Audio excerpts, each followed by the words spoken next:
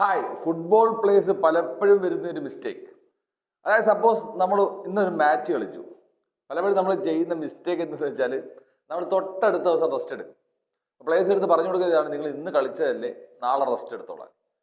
ശരിക്കും പറഞ്ഞാൽ science of training പറയുന്നത്, നിങ്ങൾ ഇന്ന് ഒരു മാച്ച് കളിച്ചാൽ നാളെ നിങ്ങളൊരു സെഷൻ വെക്കണം. ആ സെഷൻ നിങ്ങളൊരു ആക്റ്റീവ് റിക്കവറി സെഷനായിട്ട് വെക്കണം. എന്നിട്ട് നിങ്ങൾ പ്ലേയേഴ്സിന് ഓഫ് കൊടുക്കുന്നത് എപ്പോഴും അടുത്ത ദിവസമായിരിക്കണം. അതായത് മറ്റന്നാൾ സപ്പോസ് ഇന്ന് മാച്ച് കളിച്ചു, നാളെ ഒരു ആക്റ്റീവ് സെഷൻ, മറ്റന്നാളാണ് റെസ്റ്റ് കൊടുക്കുന്നത്. എന്നാലേ അവിടെ റീജനറേഷൻ പ്രോപ്പർ ആവുള്ളൂ. കാരണം എന്തെന്ന് വെച്ചാൽ നമ്മൾ സപ്പോസ് ഇന്ന് ഹെവി മാച്ചാണ് കളിച്ചത്, അപ്പോൾ ആ സമയത്ത് കണ്ടിന്യൂസ് പൂളിങ്ങോ ബ്ലഡ് നമ്മൾ എത്ര വാം ഡൗൺ ചെയ്താലും തീർച്ചയായിട്ടും ഒരു ചെറിയ മസിൽ സോർനെസ് ഉണ്ടാവും.